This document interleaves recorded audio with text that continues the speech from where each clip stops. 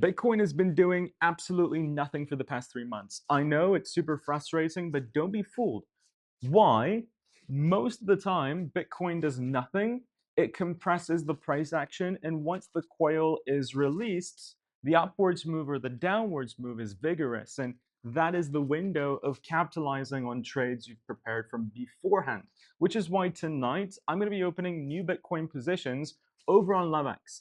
If you want to see those positions get opened, subscribe, turn on the notification bell, and I'll see you there in like 12 hours time. If you want to check out our partner LoveX, with the first thing in the description, you can get free VIP level 5 status, providing you discounts on trading fees that can amass to thousands upon thousands of dollars.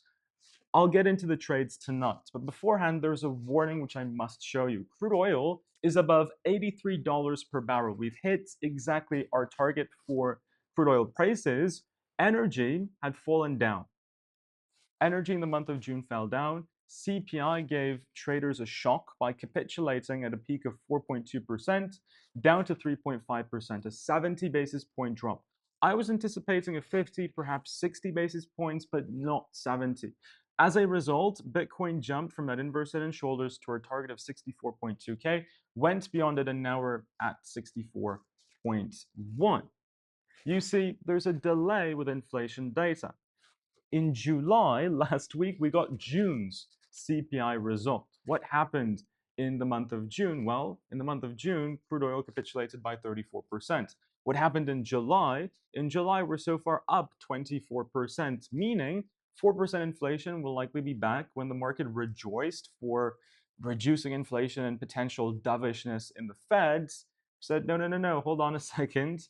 Things still look horrible in the geopolitics, and inflation will likely jump again, and this is an anomalous figure.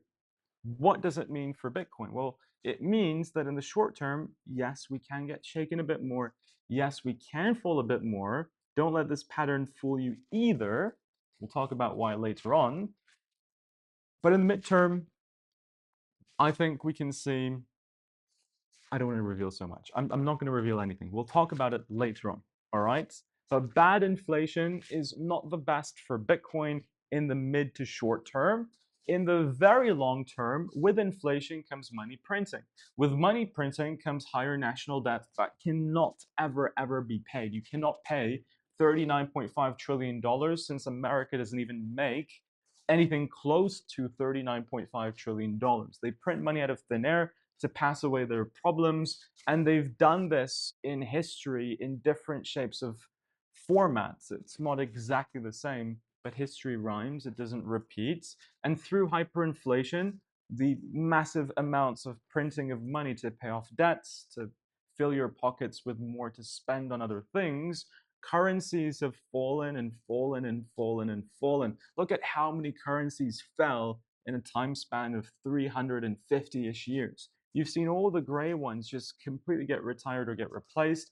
And the ones that were reds or ended with a bang, they were hyperinflationary currencies. Many of those currencies actually even exist today, like the bolivars. The bolivars got changed 3 times in recent history. The Venezuelan bolivar needed to reduce many, many, many, many, many zeros and get rebranded almost so that you're not ending up having to pay with, you know, huge chunks of cash that you weigh, and you get a rough kg estimate to say, all right, 1 kg of this money is worth 1 loaf of bread, for example. But that's hyperinflation.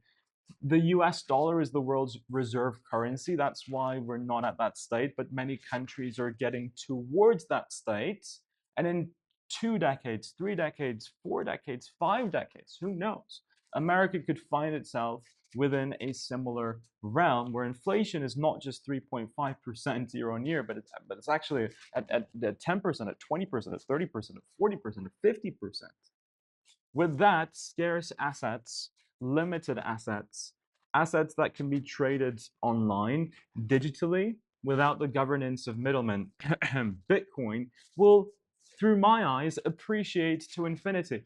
Gold has taken that job of appreciating to infinity, but we all know that Bitcoin is better than gold in every single factor possible. the S&P 500 is a list of companies that provide active incomes and do something in the world that also appreciates to infinity. So the more that we can save, the more that we will hedge ourselves against inflation, and the illusion of increasing price figures in our portfolio will satisfy us. I was speaking to a young friend of mine yesterday, and he was working for a friend, and he's a very hardworking young gentleman, and he asked me, he said, "Hey, Effa, well, what do you recommend? Like, what is your investment approach for a young person?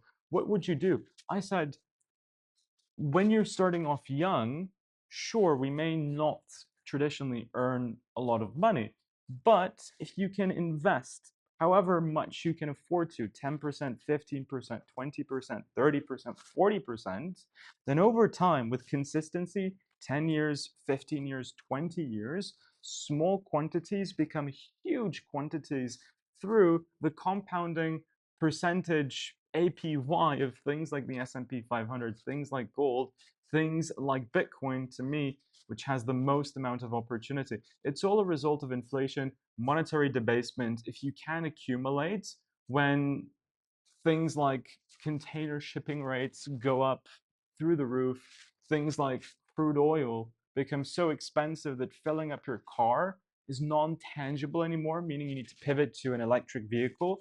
Bitcoin is the solution. Bitcoin scarcity is the solution. If you're young, if you have kids, they've got time. Learning how to invest and remain patient is the most valuable skill you can teach your kids as a parent ever.